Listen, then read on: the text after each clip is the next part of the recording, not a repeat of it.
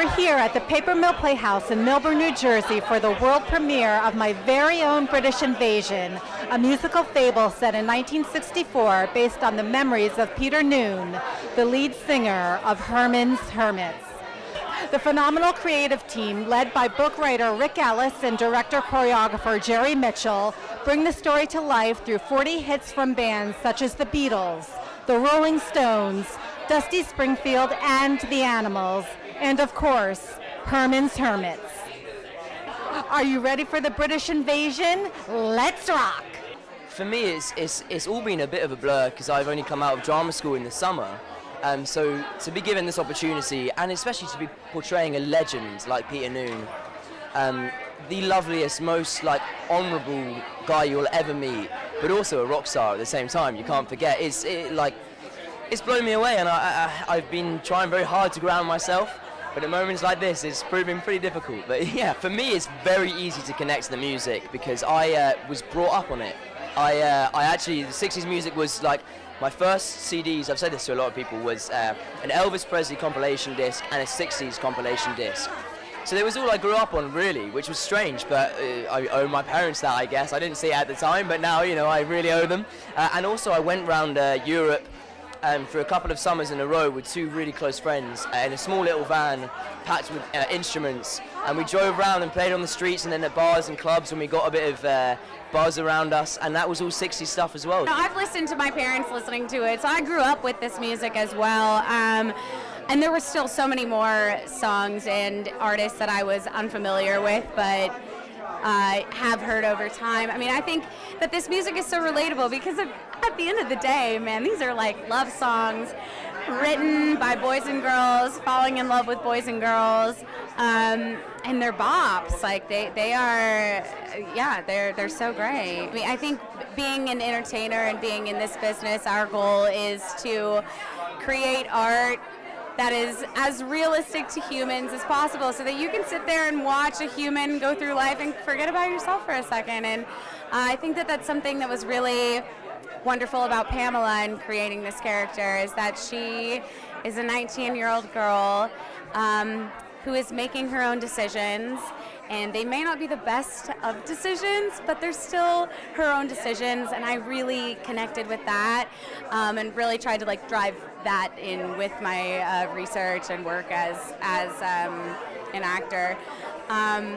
And I think that that's one of the most beautiful things about this show is that it's three young teenagers all experiencing love and loss and all in their feelings about everything. And at the end of the day, maybe their decisions aren't the best or the right ones necessarily, but that's what life is, We mess up, we're not perfect. The idea started about 8 years ago, and we came into it late, about 2 years ago.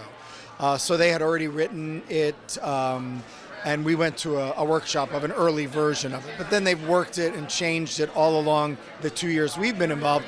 And even during the preview period here, they cut out 15 minutes. Took out some songs, rearranged a bunch of stuff. They're still working on it, trying to make it the best version that it can be. So there have been a lot of world premieres at Paper Mill. What is significant about this one? I think, well, first of all, Jerry Mitchell, who is at the helm of it, multi-Tony Award winner. But I really think that it has a spirit about it because it's about that time in the 60s when, free love and expression of self and all of that. And before the internet, right, when we didn't used to just look at our phone and be able to see everything that was happening across the world, we relied on things like this, the music. Artists that came over across from the UK and sang their songs, their style, their hearts to America. So I think that is a very pivotal time in the music industry and also just in, international relations, not to get heavy, but we're in the middle of a war, and we go back and forth from the UK and America, and it's two different times going on. We have civil rights going on in America, and then... Did you bring that into your character, any of those moments or any of that? Yeah, I think you have to, especially being an African American man in theater. You want to know you want to be true to the work that you're doing. So I think it's important to bring that life and that element of, you know, how black people moved through the movement as well, and, you know, got lost in the music. And it's one thing that's so great about music, it's so universal, you know, so we can all relate on that level. But the great part about this show is that it's historic. So it takes place in 1963 in London. And I played Gina Washington, who is a real soul singer from America who moved to London. As a lover of music, I listened to everything Gina Washington, and I looked at the real history of, like, what would it mean to be African American in another country? You know, singing music about love and freedom and actually experiencing it. I'm filled with so much pride and gratitude to get to learn something I never knew. We talk about Marvin Gaye, we talk about Otis Redding, but to know another black voice, Gina Washington, who was in the Army, and he couldn't become a star in America because of what the world was. But here, in the Bag of Nails, he was the center of the club. I'm kind of an old soul. I've always loved music of the 60s, so this is a dream come true. I love the Beatles. Come Together is my favorite song. Otis Redding is my favorite singer. So this is kind of like the perfect union.